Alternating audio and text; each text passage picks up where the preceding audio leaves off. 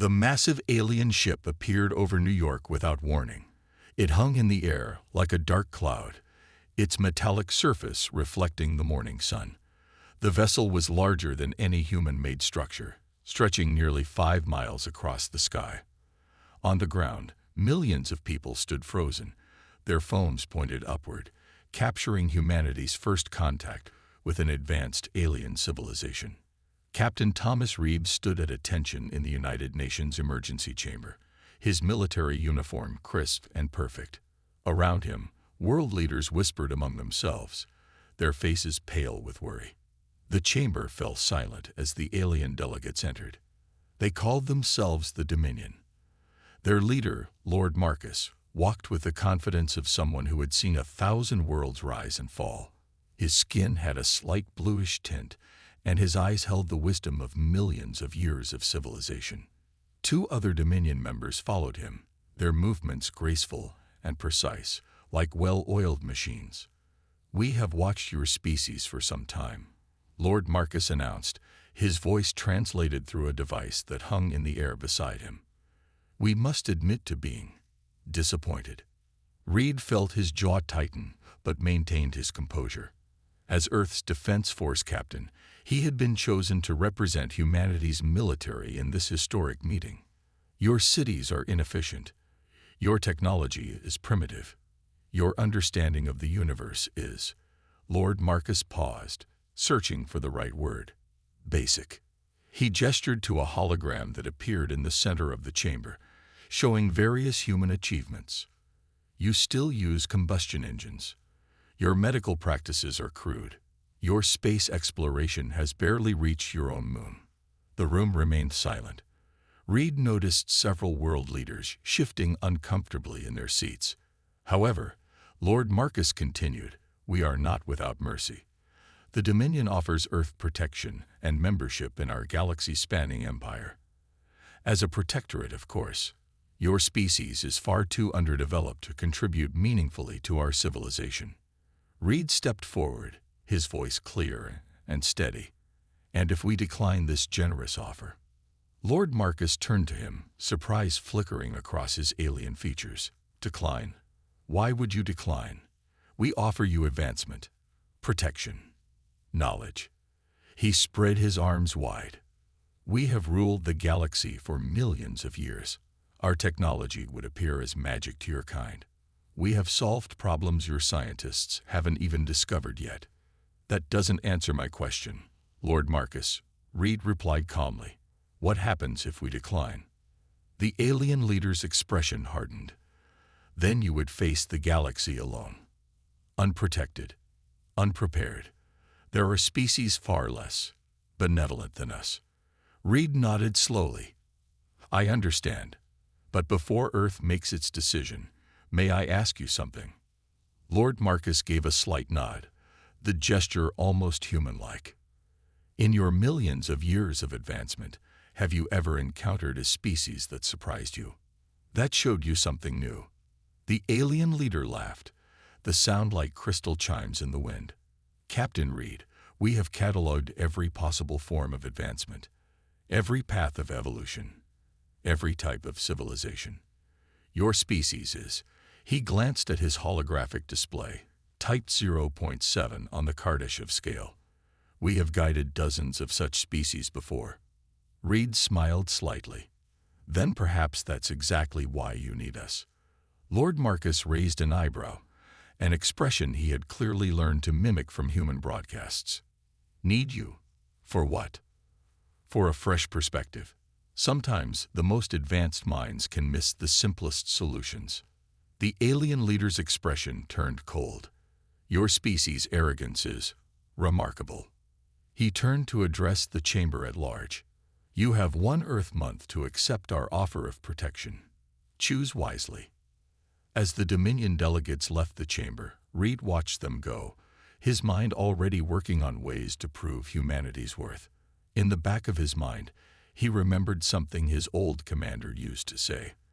"The most dangerous mistake you can make is underestimating your opponent." He smiled to himself. The Dominion had just made exactly that mistake. Captain Reed stood in Earth's newly established alien communications center, watching the emergency broadcast from the Dominion's capital world. The holographic display showed massive tears in space, glowing with an eerie purple light. Entire planets disappeared into these rifts, leaving nothing behind but scattered debris. These quantum storms, Lord Marcus's voice echoed through the chamber, are unlike anything we have seen in our million-year history. His usual confidence had been replaced by barely hidden fear. They appear without warning, destroying everything in their path. Already, we have lost 3 colony worlds. The broadcast showed footage of the destruction. The storms looked like tornadoes made of lightning and darkness, pulling apart the fabric of reality itself. Ships that tried to escape were torn to pieces, their advanced shields useless against this new threat. We have called together the greatest minds from all advanced species, Lord Marcus continued. The Dominion has established an emergency council to find a solution. He paused, his expression grim. We estimate we have less than 6 months before these storms threaten the core worlds of our empire. As the broadcast ended, Reed turned to his team. The ACC was housed in an underground bunker, filled with a mixture of military personnel and scientists. Among them was Dr. Anna Wells, a quantum physicist who had been studying the Dominion's public scientific database since first contact. They didn't even invite us to help, one of the military officers said, his voice bitter. Still think we're too primitive. Good, Dr. Wells replied, not looking up from her tablet. Everyone turned to stare at her. Good, Reed asked, walking over to her station. How is that good? She finally looked up, her eyes bright with excitement. Because they're all thinking about this wrong. Look at this. She projected her tablet's display onto the main screen. It showed a complex pattern of data from the quantum storms. The Dominion is trying to solve this with their most advanced technology, she explained. They're throwing quantum computers and artificial intelligence at the problem. But look here. She pointed to a recurring pattern in the data. These storms, they're following basic quantum principles. Principles so simple that the Dominion probably hasn't thought about them in thousands of years. Reed leaned closer to the display. Can you explain it in simple terms? It's like, Dr. Wells thought for a moment. Imagine you're so used to using a calculator that you forget how to do basic addition. These storms are like a math problem that requires you to remember those basic skills. The Dominion has become so advanced that they've forgotten the fundamentals. And you think you can solve it? Reed asked. Not alone, she replied. But I have an idea. We need someone who works with practical applications of quantum mechanics, someone who deals with the basics every day. Reed nodded. I know just the person. He pressed a button on his communicator. Get me Jack Stone from the Quantum Engine Maintenance Division. 20 minutes later, a man in a worn maintenance uniform walked into the ACC, looking uncomfortable among all the officers and scientists. Jack Stone had spent 15 years maintaining the world's first quantum computers, solving practical problems that theoretical physicists had never considered. Mr. Stone, Dr. Wells greeted him. How would you approach containing a quantum field that's growing out of control? Jack scratched his head, looking at the data. Well, in the maintenance bay, when we get quantum fluctuations, we don't try to stop them. That just makes them worse. We guide them back to stability using basic field theory, like steering a car back onto the road instead of hitting the brakes. Dr. Wells's eyes lit up. Exactly. The Dominion is trying to stop these storms with brute force. But we need to work with them, not against them. Reed looked between the scientist and the maintenance worker, a smile forming on his face. Well then, let's get to work. We have less than a month before Earth has to give the Dominion our answer. Let's make it one they won't forget. The next 2 weeks passed in a blur of activity. Deep in the ACC bunker, Dr. Wells and Jack Stone worked around the clock, surrounded by holographic displays showing the quantum storm's destruction across the galaxy. Their unofficial team had grown to include other practical-minded experts, engineers, mechanics, and technicians who understood quantum mechanics from hands-on experience rather than pure theory. "Look at this," Jack said one morning, pointing to a simulation he built using spare parts from the maintenance bay. The crude device showed quantum particles moving in patterns similar to the storms. "When we maintain the quantum engines, we've noticed they have a natural rhythm. Try to force them, and they fight back. Work with them, and they stabilize themselves." Dr. Wells finished, watching the particles settle into a harmonious pattern. She turned to Captain Reed, who had just entered the room. "Captain, we're ready for a test." Reed looked at their makeshift equipment, a combination of Earth's best technology and what looked like spare parts from a junkyard. "Are you sure about this?" "No," Dr. Wells admitted with a small smile. "But that's what makes it human, isn't it? Taking chances when we're not sure." Before Reed could respond, the emergency alarm blared. A new holographic message appeared, showing Lord Marcus addressing the galaxy's advanced species. "The quantum storms have increased in frequency," the alien leader announced, his usual composure cracking. "Our attempts to contain them have failed. The Centauri sector has been lost. We estimate." He paused, his hands trembling slightly. "We estimate less than 3 months before they reach the core worlds." The message continued, showing footage of the Dominion's most advanced ships firing sophisticated weapons into the storms, only to be torn apart. Their best shields, capable of withstanding supernovas, crumbled like paper against the quantum disturbances. "They're still trying to fight it with power," Jack muttered, shaking his head. "It's like trying to stop a river with a wall instead of building channels to guide it." Dr. Wells turned to Reed.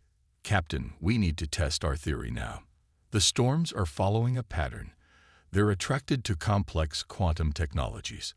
That's why they're hitting the Dominion's most advanced worlds first." "And Earth?" Reed asked. "We're too primitive," she replied with a hint of pride. "Our quantum technology is so basic that we're barely registering. But that also means we can study the storms without drawing their attention." Reed looked at their simulation again. "What do you need?" "A quantum communications array," Jack answered. "Small enough to be mobile, but powerful enough to generate a basic field." "Like the one on the military testing grounds?" Reed asked. Dr. Wells nodded. "Exactly. We can use it to create a miniature version of the storm, then test our containment theory." "That's restricted military equipment," Reed reminded them. "Using it without authorization would be against protocol," Dr. Wells finished. "Just like sharing classified data with a maintenance worker was against protocol. Just like everything we've done so far has been against protocol." Reed stood silent for a moment, then smiled. "Well, humanity's never been very good at following alien protocols anyway." He pressed his communicator. "This is Captain Reed. I need the quantum array from Testing Ground Beta moved to the ACC. Authorization code Alpha 7 Delta. The Dominion's deadline is in 4 days," Dr. Wells said quietly. "If this works." "When this works," Jack corrected her, already gathering his tools. "When this works," she continued, "we'll have something better than an answer to their ultimatum. We'll have proof that humanity has something valuable to offer the galaxy." Reed watched his team prepare for the test, feeling a mix of pride and anxiety. In just a few days, they would either prove humanity's worth to the galaxy's most advanced civilization, or fail spectacularly trying. Somehow, he had a feeling that either way, the Dominion was about to learn something important about underestimating humans. The military testing ground buzzed with nervous energy as Earth's makeshift team prepared their experiment. The quantum communications array stood in the center of the field, modified with Jack's practical improvements and Dr. Wells's theoretical adjustments. Around it, a dozen sensors monitored every possible variable. "Remember," Jack said, checking the connections one last time, "we're not trying to stop the quantum reaction. We're just giving it a path to follow." He looked up at Dr. Wells. "Like water finding its way downhill." She nodded, making final adjustments to her calculations. The Dominion's mistake is using too much power. They're trying to force the storms to stop, but that only makes them stronger. Captain Reed walked over from the command center, his face serious. We've got movement in the upper atmosphere. The Dominion scout ship is making another pass. Let them watch, Dr. Wells said, not looking up from her work. Maybe they'll learn something. The team had discovered that the Dominion kept a cloaked ship in Earth's orbit, monitoring their activities. They probably expected humans to panic as the deadline approached. Instead, they were witnessing something entirely different. Power systems ready, one of the engineers announced. Quantum field generators at 30%. Jack moved to the control panel, his hand steady despite the pressure. Starting the test sequence. Dr. Wells, your calculations. Loaded and ready. She joined him at the controls. Remember, we need to create a small quantum disturbance first. Something similar to the storms, but controllable. Reed watched from a safe distance as the array hummed to life. Above it, the air began to shimmer with an familiar purple glow. The same color as the deadly storms destroying worlds across the galaxy. Quantum fluctuation detected. An engineer called out. It's growing exactly as predicted. Dr. Wells watched the readings carefully. Now comes the tricky part. Jack, start the containment sequence. Remember, gentle guidance, not force. Jack's fingers moved across the controls with the confidence of someone who had spent years learning through trial and error. The purple disturbance above them swirled and twisted, but instead of growing violent, it began to follow a pattern. It's working, Dr. Wells whispered. Then louder, it's working. The quantum field is stabilizing itself. Reed stepped closer, watching in amazement as the purple energy formed a perfect spiral, rotating slowly above the array. How? We're using basic quantum principles, Dr. Wells explained quickly. The same ones that govern how particles naturally organize themselves. The Dominion's technology is so advanced that they've forgotten these fundamentals. They're trying to force order through power, but quantum mechanics doesn't work that way. Think of it like this, Jack added, still focused on the controls. They're trying to stop a spinning top by hitting it with a hammer. We're just giving it a smooth surface to spin on. Suddenly, alarms blared across the testing ground. Reed rushed to the command center. What's happening? The Dominion ship, an officer reported. It's dropping its cloak. They're hailing us. Lord Marcus's face appeared on the main screen, his expression a mixture of disbelief and curiosity. What exactly are you doing down there? Reed stepped forward. Testing a theory, Lord Marcus. Would you like to observe our results? The alien leader's eyes narrowed. You were not given permission to conduct experiments related to the quantum storms. This is a direct violation of protocol. With all due respect, Reed replied calmly, Earth hasn't accepted your protection yet. We're still an independent world, free to conduct our own research. Research? Lord Marcus scoffed. With that primitive equipment? Dr. Wells joined Reed at the screen. Primitive enough to work. Would you like us to demonstrate? There was a long pause as Lord Marcus studied their faces. Finally, he spoke. You have 1 hour to prove your theory has merit. After that, if you've wasted my time, there will be consequences. As the transmission ended, Reed turned to his team. Well, you heard him. Let's show the galaxy's most advanced civilization what primitive humans can do. The Dominion's landing craft descended from the sky like a falling star, touching down at the edge of the testing ground. Lord Marcus emerged with 2 scientific advisors, their expressions a mixture of skepticism and barely hidden curiosity. Your hour begins now, Lord Marcus announced, checking a device on his wrist. Though I failed to see how your primitive equipment could possibly. An emergency signal cut him off. One of his advisors quickly projected a hologram showing a massive quantum storm approaching the Proxima colony, one of the Dominion's most advanced research centers. My lord, the advisor said urgently, the colony's defenses are failing. Evacuation is impossible. There's no time. Dr. Wells stepped forward. Let us help. Lord Marcus turned to her sharply. Help? You cannot even reach the colony, let alone. We don't need to reach it, Jack interrupted, already moving to the control panel. Dr. Wells, remember our theory about quantum entanglement? She nodded quickly. Captain Reed, we need access to the colony's quantum communication network. Their distress signal, we can use that connection. Reed looked at Lord Marcus. Well? The alien leader hesitated for just a moment before commanding his advisor, give them access. The colony is lost anyway. The next few minutes were a blur of activity. Dr. Wells and Jack worked in perfect sync, their movements practiced from countless hours of preparation. The quantum array hummed to life, connecting to the colony's network through the Dominion's own emergency channels. Got it, Dr. Wells announced. The storm's quantum signature is coming through clearly. Jack matched the resonance pattern. On it, his hands flew across the controls, starting with 30% power, just like in the tests. Above their array, a small purple disturbance appeared, perfectly mirroring the massive storm threatening the colony.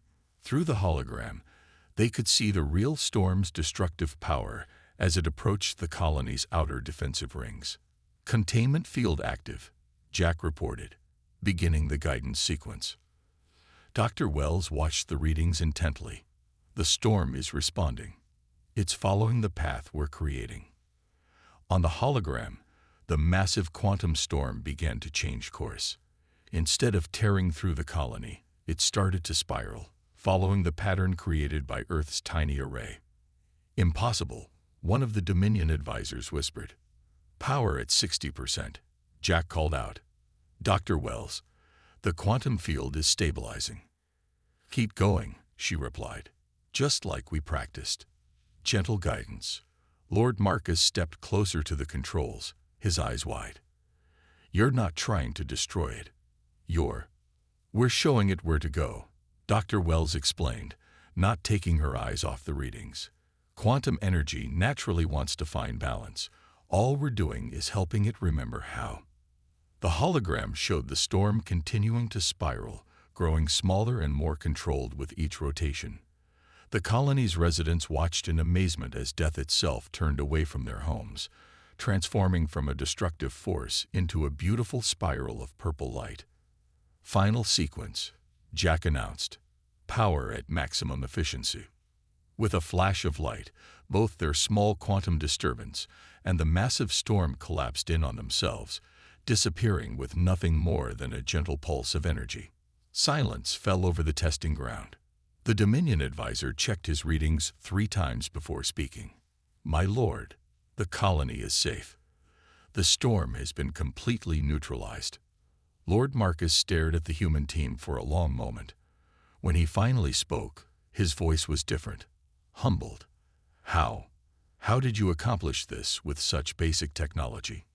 Dr. Wells smiled. Because it's basic. Sometimes the simplest solution is the best one. But our most advanced theories, one of the advisors started, were the problem. Jack finished. You were so focused on complex solutions that you forgot the fundamental principles. Captain Reed stepped forward. Now, about that deadline for accepting your protection. Lord Marcus raised his hand. The deadline is irrelevant. Captain Reed, Dr. Wells, Mr. Stone, I believe it is we who need your protection, and more importantly, your guidance. News of Earth's success spread across the galaxy faster than light. Within days, the Dominion's Grand Council chamber was filled with representatives from their most advanced worlds. Lord Marcus stood before them, doing something no Dominion leader had done in millions of years. Admitting a mistake. We have lived so long among our marvels, he addressed the council, his voice echoing through the vast chamber, that we forgot the foundations upon which they were built. He gestured to where Captain Reed, Dr. Wells, and Jack Stone stood. These humans, whom we called primitive, have shown us the danger of our pride. The chamber erupted in voices, some angry, some curious, some afraid. A council member stood up, his voice cutting through the chaos. You expect us to believe that these primitives succeeded where our greatest minds failed. Watch, Lord Marcus commanded. The chamber's holographic system activated, showing recordings from dozens of worlds. On each one, human teams worked alongside Dominion scientists, teaching them their method of containing the quantum storms. The success rate was perfect. But their technology is so basic, another council member protested. Exactly. Dr. Wells stepped forward to speak. Your advanced technology is like a tower reaching to the stars. Impressive, powerful, but you built it so high that you forgot about its foundation. Jack added, when something goes wrong at the base, no amount of height can keep the tower from falling. The chamber fell silent, considering their words. Lord Marcus turned to face the council. For millions of years, we have prided ourselves on our advancement.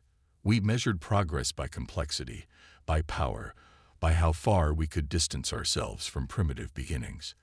He walked to the center of the chamber, where a small quantum disturbance danced in a controlled spiral, a demonstration of Earth's method. But these humans, with their simple understanding and practical wisdom, have taught us something we have forgotten. True advancement isn't about escaping our foundations. It's about understanding them deeply. Captain Reed watched as the council members began to nod, their expressions changing from doubt to understanding. He noticed how Lord Marcus, once their harshest critic, had become humanity's strongest advocate. I propose, Lord Marcus continued, that we establish a new division within the Dominion, not to advance our technology, but to remember our foundations. And I ask that Earth lead this initiative. The council chamber buzzed with discussion. Dr. Wells leaned close to Jack and whispered, "Did you ever think we'd be teaching the galaxy's most advanced civilization how to be less advanced?" Jack smiled. Sometimes you need to take a step back to move forward. An elderly council member rose slowly to her feet. "I am the keeper of our histories," she announced. "For 10,000 years, I have recorded our achievements, our discoveries, our constant march toward advancement." She paused, looking at the human team. "But I cannot remember the last time we learned something truly new. Perhaps it is time we remembered how to be students again." One by one, the council members stood. Lord Marcus turned to Captain Reed. "Captain, it seems humanity has earned more than just our respect. You have earned our gratitude and our humility." Reed nodded. "We're happy to help, but we have a condition." "A condition?" Lord Marcus raised an eyebrow. "Yes, we'll share our knowledge, but not as subordinates. Earth joins the Dominion as an equal, or not at all." The chamber fell silent again. Lord Marcus looked around at his fellow council members, then smiled. "Captain Reed, I believe you misunderstand. We are not offering you membership in the Dominion. We are asking for your guidance in building something new, something that combines our advancement with your wisdom." He extended his hand in the human gesture he had learned. "Together, we can create a future that remembers its past." Reed shook his hand, sealing a partnership that would change the galaxy forever. 6 months after the quantum storm crisis, Earth's first galactic learning center opened its doors. The building itself reflected the new philosophy, a perfect blend of Dominion technology and human practicality. Its foundation was built with simple Earth materials, while its upper levels housed the most advanced learning systems in the galaxy. Captain Reed stood at the entrance, watching as the first group of Dominion students arrived. They moved with less rigid formality now, some even attempting human gestures like waves and handshakes. Among them were scientists, engineers, and leaders from across the galaxy, all coming to learn what humans called the basics. Still feels strange, doesn't it? Dr. Wells appeared beside him, carrying a stack of old-fashioned paper notebooks. Despite having access to the Dominion's advanced teaching technology, she insisted on starting with physical notes. "What does?" Reed asked, helping her with the notebooks. "Teaching the galaxy's most advanced civilization how to think, less advanced." Inside the main lecture hall, Jack had set up a simple quantum engine maintenance bay. The Dominion students gathered around, their expressions showing genuine curiosity as he demonstrated basic field manipulation with tools that their civilization had outgrown millennia ago. "See, the quantum field has a natural flow," Jack explained, using a hand-built detector that would have looked primitive to the Dominion just months ago. "Your advanced sensors show you so much data that you miss the basic pattern. Sometimes you need to see less to understand more." Lord Marcus sat in the front row, taking notes with a simple earth pencil. He had become the strongest advocate for what he called the human perspective. His presence in the class sent a powerful message across the galaxy. No one was too advanced to learn. "Now," Jack continued, "who wants to try maintaining this engine without using any advanced technology?" Every hand in the room raised eagerly. Dr. Wells smiled at the scene. "Remember when they looked down on us for being primitive? Now they're learning that primitive doesn't mean simple," Reed replied. "It means fundamental." In another room, a group of Dominion engineers worked with human mechanics, learning to solve problems without relying on artificial intelligence or advanced quantum computers. The sounds of manual tools and excited discussions filled the air. "Captain Reed," Lord Marcus approached them during a break. "We've received reports from across the galaxy. The new containment methods have been successful in every sector. Not a single quantum storm has caused damage since we implemented Earth's approach." Reed nodded. "That's good to hear. But that's not why I'm here," Lord Marcus continued. "Our council has been discussing the future. We believe it's time to restructure the Dominion itself." "Restructure?" Dr. Wells asked. "Yes. For millions of years, we've organized our civilization based on technological advancement. But you've shown us there's more to progress than technology." He smiled, a genuine human expression he'd learned to appreciate. "We want to create a new council, one that values wisdom alongside advancement, and we want Earth to lead it." Before Reed could respond, a commotion from Jack's class caught their attention. The Dominion students were cheering. They had successfully maintained a quantum engine using only basic tools and fundamental principles. "Look at them," Lord Marcus said softly. "In all our millions of years of advancement, I've never seen our people so excited about learning." Dr. Wells watched the celebration. Sometimes the greatest discoveries aren't about finding something new. They're about remembering something important. As the day continued, more ships arrived from across the galaxy, bringing new students eager to learn. The humans had not only solved the quantum storm crisis, they had started a revolution in how the galaxy's most advanced civilization thought about progress. "You know what the best part is?" Jack joined them, wiping engine grease from his hands. "They're starting to understand that being advanced doesn't mean abandoning your roots. It means understanding them so well that you can build something greater." Reed looked out at the mixed group of humans and aliens, all working together, learning from each other.